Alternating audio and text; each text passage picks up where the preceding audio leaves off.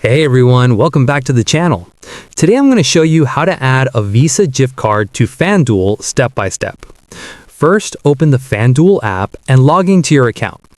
Once logged in, tap on your account balance or profile icon and go to the deposit page. On the deposit screen, select debit or credit card as your payment method. You can enter your Visa gift card information just like you would with a regular debit card. This includes the card number, expiration date, and security code. Enter the amount you want to deposit and submit the transaction. Keep in mind that you may not be able to withdraw money back to the gift card. To cash out your winnings, you will need to use another confirmed withdrawal method, like a bank account. If you're using a Game On gift card, note that it is not allowed in certain states.